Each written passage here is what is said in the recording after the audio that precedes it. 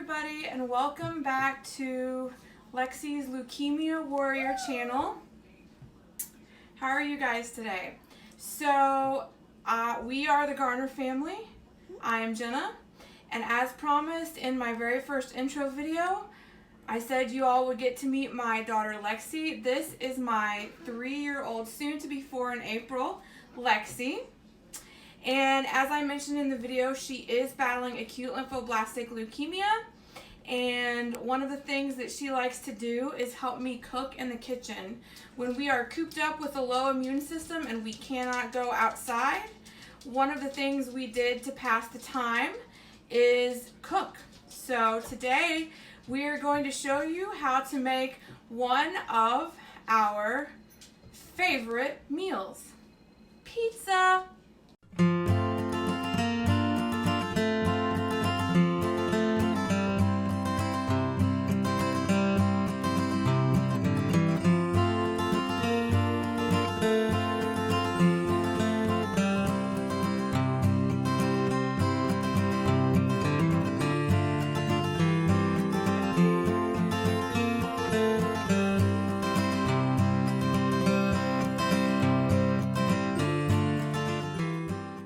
So we are going to be making pizza today. Like I said, my daughter loves pizza. When she was in the harder first 8 months of her treatment that they call frontline, she had to take really intensive high doses of a steroid called dexamethasone. And that causes your hunger to be extremely intense, and it caused her to swell up huge.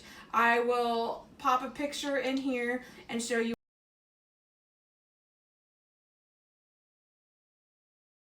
And so because of that, Lexi was constantly hungry, and she craved lots of carbs and breads and pastas and pizzas. Well, she loves my homemade pizza, and she loves to help me make it. So when she was feeling well enough, we made homemade pizza just for her. So the ingredients that you're going to need today to make the pizza dough itself, we'll start with that first, is yeast. I use the Fleshman's in the red package. You could also use, and just a little disclaimer, all of the ingredients that I show or link in this video is in no way a promotional. I'm not affiliated with any of these companies. This is just supplies that I've tested and used over the years of trial and error, and these are the ones that I find give me consistent results every time. So you cannot go wrong with Fleshman's active dry original yeast.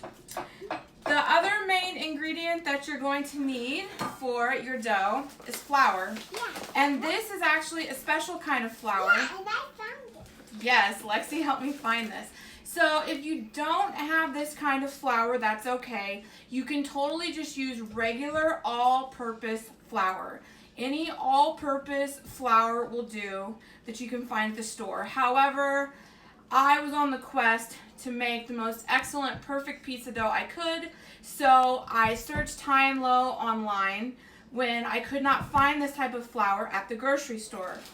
This is actually called Antimo Caputo, or double O flour, and it comes straight from Italy.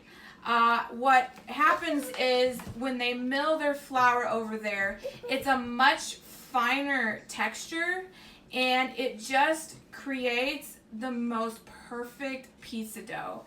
I tested it compared to all-purpose flour, and hands down this is the winner, and I've been using it ever since. It is really hard to find this unless you happen to have like a little Italian meat shop or an Italian specialty store. You most of the time cannot find this at your local grocery store. I've been able to find semolina before, but not Caputo flour. So this has to come from Italy itself, imported. And there is a company actually that sells this flour called Brick Oven Baker. I will drop the link in the description below. Brick Oven Baker gets lots of this import. The other thing you're going to need for your pizza dough is sugar, some water, and a little bit of salt. Yeah, also, you're going to need something to keep the dough from sticking once you put it in your bowl to rise, unless you're using the fast acting. So I use this olive oil spray by Pam. You can also use actual olive oil, and I've done that before, and I use my finger and coat the inside of the bowl, but honestly, this just makes it so much easier, and it's not as messy for my hands, and it pretty much does the same thing. You just need something to keep it from sticking to the bowl. So we already started before the video, and we actually have our yeast proofing here in the water. So what I did was I took 3/4 of a cup of warm water. When I say warm, the Fleshman's package actually says 100 to 110 degrees Fahrenheit.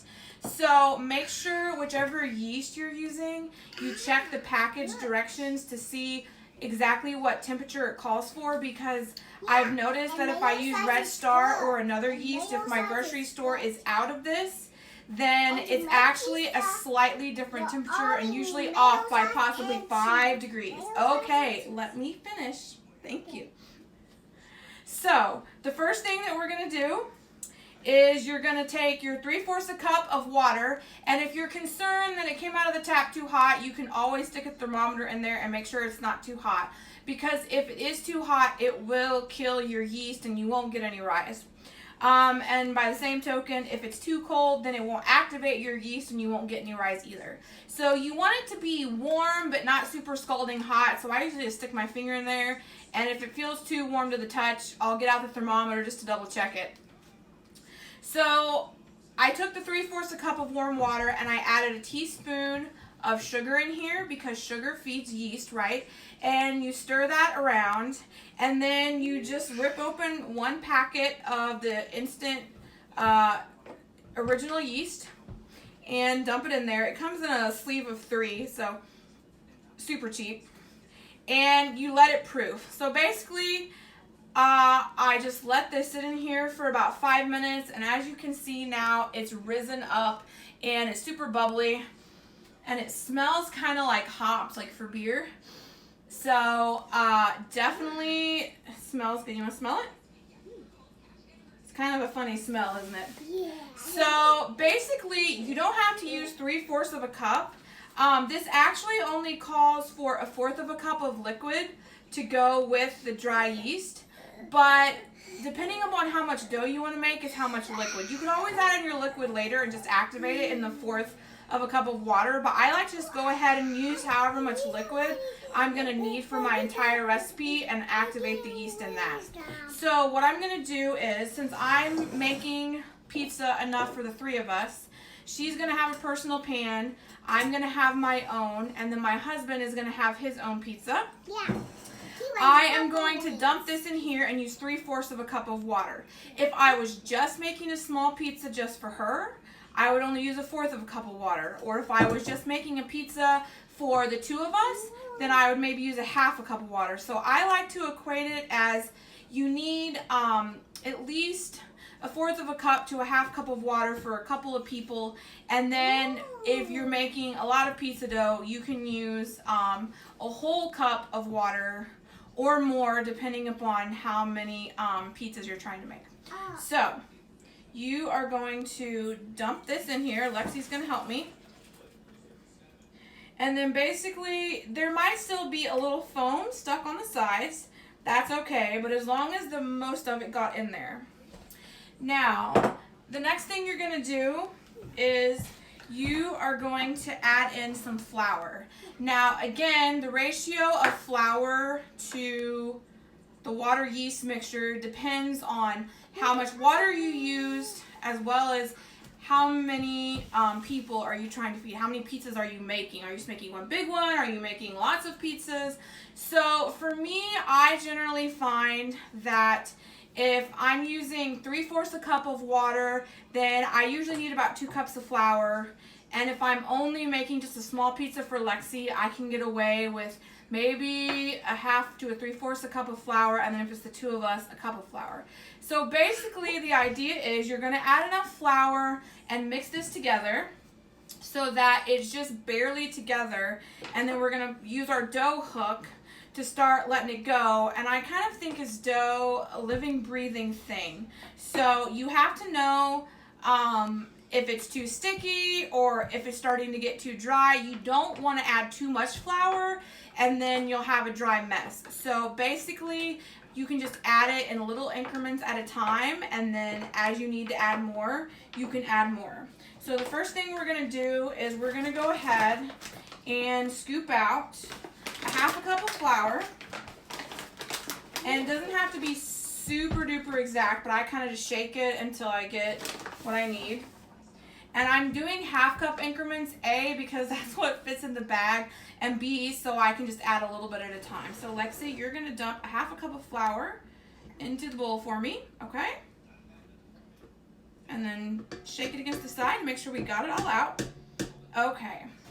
Now the next thing you're going to do is you're going to give this a little stir. So you can just barely combine this before we actually start using the dough hook, okay?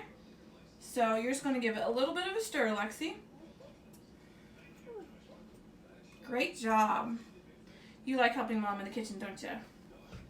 So we're just going to stir this a little bit and see. It's kind of like a funny noise. It does kind of make a funny smell. So now it's still kind of frothy and super liquidy. So we're going to add in our next cup of flour, or our next half cup of flour. Okay, ready? Okay, and then once we add in the next half cup, you're going to stir that. So right now we've got a half a cup of flour in the bowl with the water yeast mixture. And Lexi stirred it up a little bit for me. And now it's finally starting to form a little bit of a dough ball. Okay. It's kind of like funny. And it's kind of sticky for now. So what we're going to do is I'm just going to use my clean finger to kind of scrape any of the extra off the spatula. And Lexi, you're going to be the holder of the spatula for me, okay? So now what I'm going to do is I'm going to use my stand mixer. You could totally just continue to add flour and do this by hand the old-fashioned way. Not a big deal.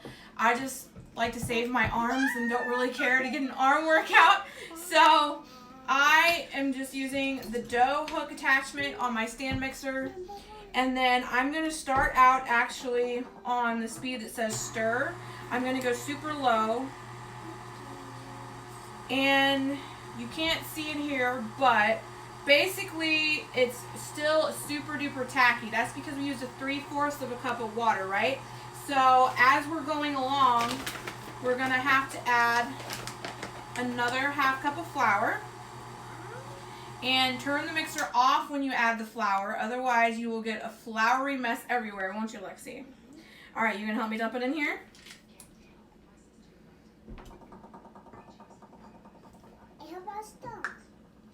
So we're going to add that half cup in. So now we're up to 1.5 cups of flour. And then we are going to let that continue to mix with the dough hook attachment. Now at this point, I usually wait before I add the last half a cup to see if I need it or not, because depending upon the day, the time of day, the temperature, how warm it is inside the house, all those different things can affect dough. Like I said, dough is a living, breathing thing, so you may not need a full 2 cups of flour. It just kind of depends. So right now, this is starting to kind of form a ball on itself, but it is still kind of tacky. So if it's really still looking super tacky and sticking to the sides and not a complete ball, you may have to add some more flour. So what I'm going to do is stop this for a minute, and I just kind of pull it up and check and see where we're at. So it still does feel a little bit tacky in places. So what we're going to do is we're going to add 1 more half cup of flour. Can I put this down? And we will use the full 2 cups today. And then at this point, if you have any extra, it'll just stick to the sides and it won't. You're going to hang on to that for me. and we can use it to scrape down the sides. So basically now I'm just going to scrape down any excess that might be stuck to the sides. I might also scrape off the dough hook a little bit because sometimes the tacky flour might still be stuck to the side of the dough hook.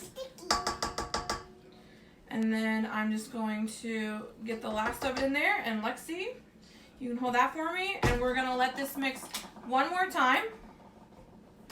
And once it has started making a ball on itself, which is what it's doing now, then you're basically just going to let this mix for about 5 minutes. You want it to knead the dough for you so you don't have to do a lot of the work yourself. Because let me tell you, it is hard work to knead dough. But when you take it out, you're probably going to want to knead it just a little bit. So you're not going to completely get out of kneading the dough, but you are definitely going to have to do a little bit, but not nearly as much. So this is definitely starting to mix, and it's starting to form a dough ball.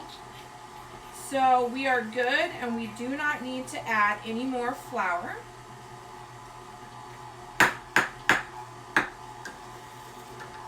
So you are done with that, Lexi. You can put it down for me.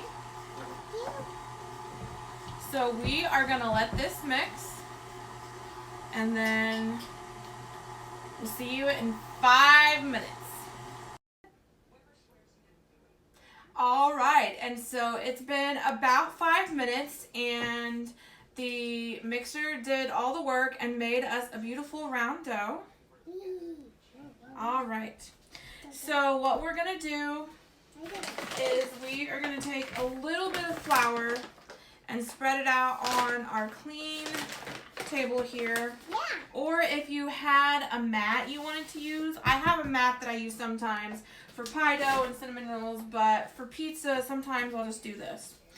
And then what you do, and I've taught Lexi to do this, is if you're rolling it out by hand, you basically flatten it out with the palm of your hand, and then you fold it over and with the heel of your hand again, and then you turn it the next direction. You flatten it out with the heel of your hand, and then you fold it over again. And this is what causes this dough To be so squishy. to be so squishy. Aw. All right, so I'm going to let Lexi knead it for a little bit because she knows how to do that. So basically, that is how you knead the dough. And you don't need to do it for a whole lot, just a little bit. Good job. You're good. Now, this is a really good dough right here, but we actually make separate pizzas in our family, and I'll show you later how that works out. Lexi gets a small one just for herself. I get one for me that is just plain cheese and sauce, as is hers, plain cheese and sauce. My husband would eat ground beef on his, but he's actually taken a liking to buffalo chicken pizza. Yeah. So now we need to get this dough divided out so that it can rise. So what I do is I kind of make it into a log shape. And what I'm doing is I'm just going to twist off a small chunk at the end. And this one's going to be Lexi's. And then I'll just knead this small chunk for just a minute. And then what I'll do is roll it into a little ball and then set it off to the side. Now, for the remaining dough, then, my husband and I can eat about the same size pizza, so I'll just make it into a bit of a log so that I have something to work with, and then I'll try to guesstimate where the middle is, and I will just twist it and divide it, and hopefully I came out with pretty similar sizes. So then I'm going to take and knead both of these, and I've had lots of practice, so now I can do it double-handed. I used to not be able to do that. So once you've kind of kneaded them just a little bit, the mixer did most of the work for us, but can you imagine standing here for 5 or 10 minutes yourself and doing this constantly, I feel like your arms would get really tired. What did they do before the days of modern appliances, right? So basically, I'm just rolling it over and kneading it with the heel of my hand. Keep folding it and then pushing it down. So then I'm going to take and I'm going to kind of roll it in on itself and just roll it into a ball until it's time to put it in the bowls. Okay. So once I have 3 balls of pizza, I am going to get our bowls ready. So I need 3 bowls, and I don't like to have lots of dishes to clean up. So actually, you can use the bowl that you just made your dough in for one of them. See, it's not too bad on the inside. Sometimes I might just take a quick towel in there and just get out any excess. And what I'm going to do is I'm going to take my olive oil spray and I am going to coat the inside of the bowl, because basically as this dough rises, it's going to get really sticky and it's going to expand. And so this bowl is kind of big and a little bit overkill for this, but it still works, and I just want one less dish to have to clean up later. So if you wanted to, you could get smaller bowls, which is like what I have for the other 2, and you could totally just use a smaller bowl to proof your dough, rise it, but I just wanted less dishes. So Lexi, you're going to stick this in the bottom of the bowl for me, okay? Now we're going to leave that down in there, and then I'm going to give it a little spray over the top just to make sure. I doubt that it's going to rise to the top of this bowl, but you never know. It's more important to make sure the tops of your dough are covered with spray on the smaller bowls. So I'm going to set this off to the side, and I'm going to get my other 2 bowls. So I have 2 bowls here. The smaller one's going to be for Lexi, and the bigger one is going to be for mine. So the first thing I'm going to do is spray the inside. And I forgot to mention the salt. I added that while the dough was still in the mixer. You can add salt to taste. Some people don't add salt at all, but I definitely think you should add salt to flavor your dough. So once you've started mixing it a little bit and it's still tacky, you can add the salt. Don't add it directly to your yeast water because it could kill your yeast. Salt can kill it. So once I've sprayed the inside of this, then you're going to put that one in there face down. Yep. Good job. And then I'm going to give it a little spray over the top. Yeah, and mine's too. And then this little bowl is for Lexi. Going to put it right down in there. Very good. And then we're going to spray a little bit over the top. Now, the last thing to do is I'm going to take damp paper towels and I'm going to cover them. So basically, I just take the right size paper towel to cover the entire top of the bowl, and I get it wet underwater, and I just let it lay over the top. And then I'm going to start, then I'm going to preheat my oven to 425 degrees, and I'm going to set the bowls on top of the oven to rise, which will take approximately 45 minutes to an hour to rise. So, we will catch you in about an hour. All right, so now Lexi is here, and she is going to help me make her pizza. She doesn't help me make her daddy's pizza because chemo can actually really mess with your sense of smell, and also it's hot sauce, and I don't know a 3-year-old that would want to smell hot sauce, to be quite honest. So she can't handle the smell of that too well, and I don't want her touching it or getting it on her, so she actually doesn't help me with that part. But now we are going to help make Lexi's pizza, and as you can see, this was a lot smaller ball and it rose, and it's nice and tacky, so great job. And what we have for Lexi is her very own special rolling pin. So what I do for her is I give her a little flour on her hands, and she knows the drill, and then she kind of rubs it into her hands, And then I flour her rolling pin for her, and I make sure she's got plenty of flour on the table. Yeah. And then what I do is I put it in the center for her, and then I sprinkle a little flour on top to get her started, and then I help her with the rest. And she does most of it. All right, so the first thing you're gonna do is use your hands, remember, to kind of pat it out into a circle. Great job, Lexi. It's like my own hand. Very good. Now you're going to use the rolling pin, and you're going to roll it out.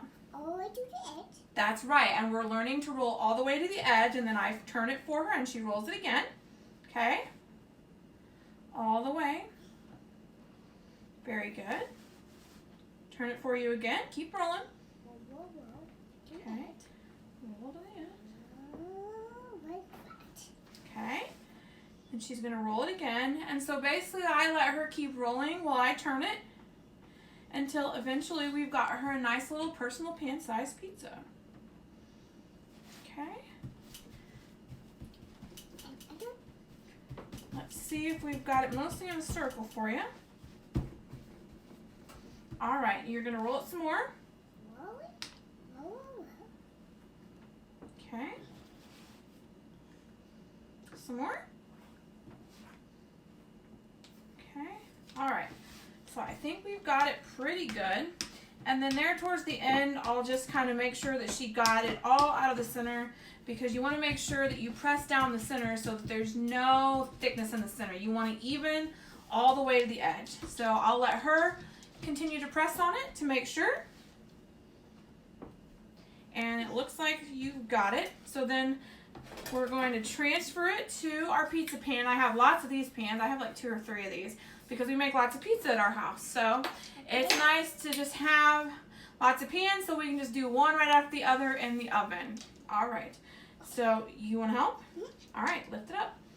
She's getting to be a pro at this. All right, and you're going to lay it right on there. Yeah, I know how to lay on there. You sure do know how to lay it on there, don't you? Yeah. Now, what part comes next? Do you remember? Poke it. That's right, poking. Even a small pizza can get those air bubbles. So I let her use the fork with my supervision and poke holes all in the top of the dough. Oh, wow. On the edge too. Yep, on the edges. Poke, poke, And over here. here, and here. All right, great job. And then after she's done, I'll just kind of go back in and fill the spots she might have missed. She doesn't normally miss too many, but just in case. And now we are going to move on to the sauce. Yeah. So for us, And it tastes we like a pretty plain sauce. My husband grew up on just straight up tomato sauce. No adding any spices, just plain tomato sauce, and salt was already in there. Like, that's what he likes. So that's what we're going to use. That's how he grew up. Unless he was eating it from a restaurant, I suppose. But he just likes plain sauce, even in his pasta. We went to Italy on our honeymoon, and you know what he said to me? He did not like their bolognese sauce. He'd rather have his sauce from home out of the can. So this is what we use. But you could totally doctor up your pizza sauce and use your favorite one, adding your own herbs and spices if you wanted. But so what I do is I take this spoon of the sauce, and this small can will be enough for the both of us since he uses the hot wing sauce. And then I just get a little small dollop in there, and then she knows how to spread it around in the center. And we worked on holding the spoon flat, right? Sometimes I'll help her. And then she knows how to spread it all the way to the edge. Yummy. And if she gets a little on her finger, hey, she loves tomato sauce. This is the sauce we use whenever we make her pasta. So once it's all over to the edge, you don't want too much because it's a little personal pan, right? So 1 little spoon of sauce will do. Then I usually have 2 bags of cheese, so usually I can use the leftover of whatever was left of the bag from the other pizza for her pizza. And then I have another bag waiting in the wings for mine. So what I'm going to do is actually, I pull the cheese out for her because it's kind of hard for her to get it out of the bag, and I'll hold it in my hand. And then she can grab it from me, and she can put it on the pizza. So I'll let her show you what she does. So you show them. Great job, Lexi. Can you tell them what you're doing? I'm spreading the cheese. You're spreading the cheese. All right. And then sometimes it gets a little messy and we might pick up the pieces that have fallen astray. And then I'll go back in for some more for you. Thank you. Okay. Thank you, Mama. You're welcome. Sprinkle, sprinkle on the edge. That's right. Sprinkle, sprinkle on the edges. All right. And that's pretty good. She's not too big of a fan of a lot of cheese either. She doesn't like a bunch of thick cheese on top. So it just kind of depends on your kid, the person you're making it for, your preference. She loves to eat the mozzarella straight out of the bag. So it's always nice to have 2 bags of mozzarella for us. So that way she can have a little extra. So her pizza is now ready to go. And as soon as Brian's gets out of the oven, hers will go in. And then we will move on to my pizza next. So my husband's pizza just came out of the oven. And before I cut it up for him, I just want to show you what it looks like. Looks super delicious. So I'm going to cut that up and I'm going to get Lexi's pizza in the oven.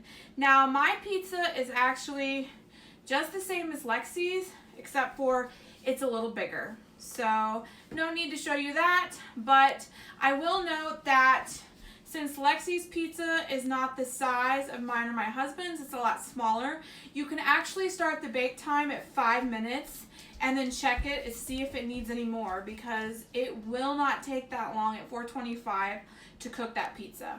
So hang loose and we'll see you in 5 minutes so Lexi can enjoy her pizza. All right, and we are back and Lexi's pizza is out of the oven. And I've already sliced it up and kind of separated the slices, so it had a chance to cool off a little bit. So I am going to let her have the first slice of her little personal pan.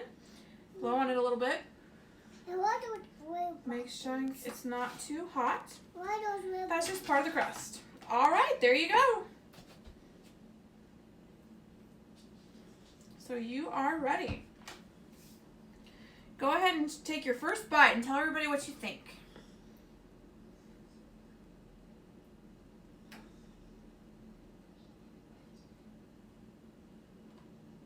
2 thumbs up. Wow, so it's delicious, huh? All right, you can go to town on that. And while she's finishing up eating, I am going to go ahead and make my pizza. And then dinner is done for the whole family. And it was a great way to spend the afternoon, wasn't it, Lexi? Showing people how we make our pizza at home. And how about that? And how about And Daddy, yes, Daddy is home on his lunch break, and he is currently eating his pizza in the privacy of his office because he can chill out for a minute while he's on his lunch break. All right, so I'm going to let Lexi finish her pizza, and I'm going to go ahead and make my pizza. And so we are going to say goodbye for now, and hopefully you can catch our next video. So please don't forget to hit the like button. Don't forget to subscribe if you like our videos, and hit the bell so that you can get notified anytime we post up a new video. All right. This is Lexi's Leukemia Warriors, the Garners, signing off. We'll catch you next time.